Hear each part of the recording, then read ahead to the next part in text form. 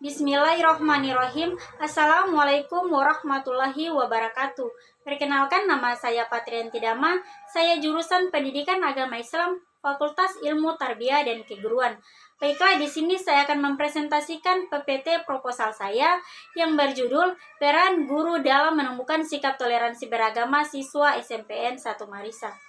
Video ini saya buat untuk memenuhi tugas mata kuliah kawasan pendidikan agama Islam. Baik, langsung saja masuk pada materi. Yang pertama ada permasalahan. Di dalam permasalahan ini terdapat 2 poin. Yang pertama, harapan, dan yang kedua, fakta. Harapan saya, guru dapat menumbuhkan sikap toleransi beragama di sekolah agar siswa lebih bisa menghargai antar umat beragama dan lebih bisa menumbuhkan sikap toleransi pada setiap individu yang tujuannya untuk menghargai, menghormati, dan menerima perbedaan-perbedaan. Kemudian yang kedua ada fakta. Ternyata masih ada siswa yang kurangnya toleran, selalu berujung pada masalah-masalah besar mengenai diskriminasi karena bedanya agama dan kepercayaan. Kemudian ada poin yang kedua, mengapa penelitian ini dilakukan? Penelitian ini dilakukan karena melihat dari fakta yang ada di sekolah masih banyak murid yang kurangnya sikap toleran. Oleh karena itu, kita harus melakukan penelitian ini untuk mengetahui bagaimana peran guru dalam mengimplementasikan sikap toleransi di sekolah. Kemudian ada rumusan dan fokus masalah. Di rumusan dan fokus masalah ini saya mengambil 2 poin. Yang pertama, apakah guru SMPN 1 Marisa sangat berperan dalam membentuk sikap toleransi siswa? Dan yang kedua, apakah dengan adanya sikap toleransi di sekolah SMPN 1 Marisa, siswa lebih bisa menghargai antar sesama? Selanjutnya ada kajian teori dan konsepnya. Yang pertama ada hakikat peran guru. Pengertian peran guru secara umum adalah sebagai tugas mendidik, meliputi mendidik, mengajar, dan melatih. Peran guru dalam menjalankan tugas di sekolah harus dapat menjadikan dirinya sebagai orang tua kedua dan mampu menarik simpati para siswa sehingga pelajaran apapun yang diberikan hendaknya yang dapat menjadi motivasi bagi siswanya dan dalam mengajar.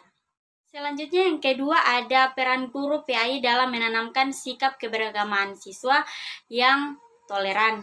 Bila seseorang memiliki keyakinan yang kuat terhadap sesuatu, dia akan sekuat tenaga melakukan apa yang dia yakini, atau dia akan senantiasa meninggalkan sesuatu yang meragukannya. Keyakinan ini timbul dari hati yang akan dicerna dalam pemikirannya sehingga menimbulkan perilaku-perilaku dari seseorang yang positif maupun yang negatif.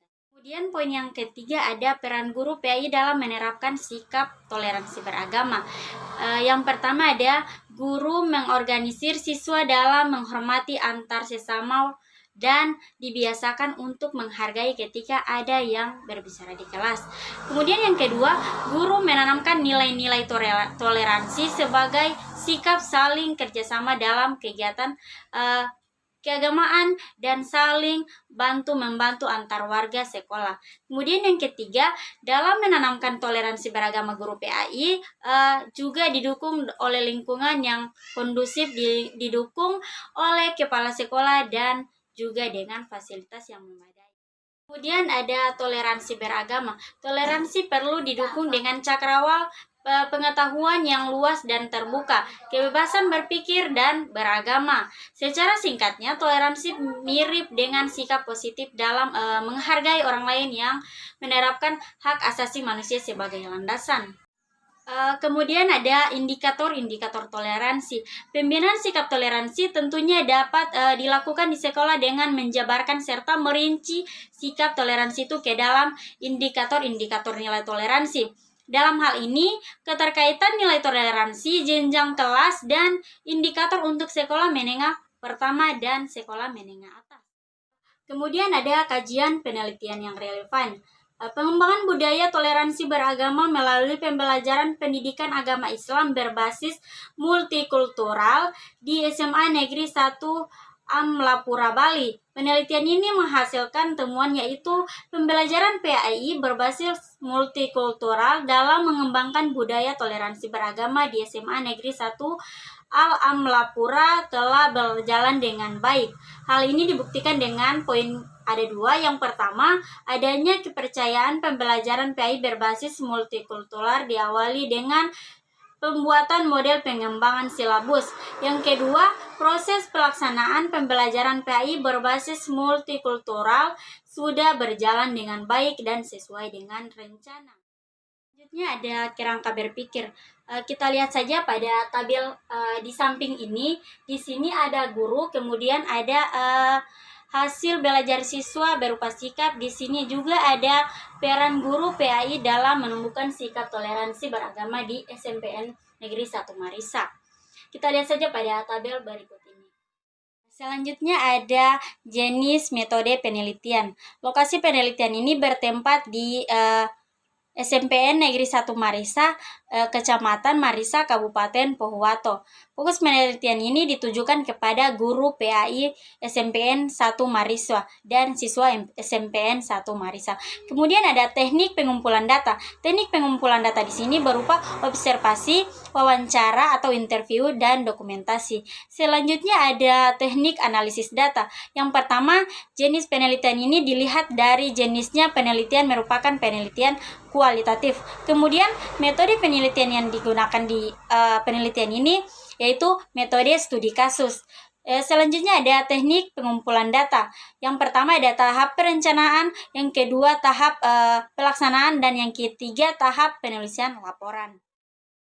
Kemudian ada kuesioner atau panduan wawancara. Penelitian ini bersifat fleksibel dan dinamis. Pertanyaan dapat berkembang sesuai tujuan penelitian yang diajukan. Di sini ada tabel kuesioner atau panduan wawancara. Terdapat nama, NIP atau NIS, jenis kelamin, alamat, dan usia. Kemudian ada lampiran atau outline skripsi. Di lampiran ini terdapat materi-materi yang sudah kita teliti. Di lampiran juga ini terdapat 3 bab. Yang pertama, bab 1 itu terdapat latar belakang, rumusan masalah, dan tujuan atau manfaat penelitian. Kemudian yang kedua ini kajian teori. Terdapat yang pertama hakikat peran guru PAI, kemudian peran guru dalam menumbuhkan sikap toleransi beragama siswa. Dan poin yang ketiga ada indikator-indikator toleransi. Kemudian bab 3 terdapat metode penelitian yang meliputi jenis dan pendekatan penelitian, lokasi penelitian, sumber dan subjek dan objek penelitian, terdapat teknik pengumpulan data, dan yang terakhir ada daftar pustaka. Selanjutnya ada daftar pustaka. Kita lihat saja pada tabel berikut ini. Daftar pustaka itu terbagi atas 3 bagian. Yang pertama sumber buku, dan yang kedua sumber web, dan yang ketiga sumber jurnal. Kemudian yang terakhir ada instrumen penelitian. Di instrumen penelitian ini saya mengajukan 9 pertanyaan. Yang pertama, apa yang Bapak Ibu ketahui tentang sikap toleransi? Kemudian, apakah Bapak Ibu sering menerapkan sikap toleransi kepada siswa? Bagaimana cara Bapak Ibu mengimplementasikan nilai-nilai toleransi? Dan sudah sejauh mana penerapan sikap toleransi dilaksanakan dalam pendidikan agama Islam di sekolah? Kemudian, apakah dalam menerapkan sikap toleransi peserta didik lebih aktif dalam proses pembelajaran? Itulah instrumen-instrumen penilaian yang saya ajukan kepada guru di SMPN Negeri 1 Marisa. Baiklah, itulah presentasi PPT proposal saya. Lebih dan kurangnya saya mohon maaf. Wabillahi taufik wal hidayah. Wassalamualaikum warahmatullahi wabarakatuh.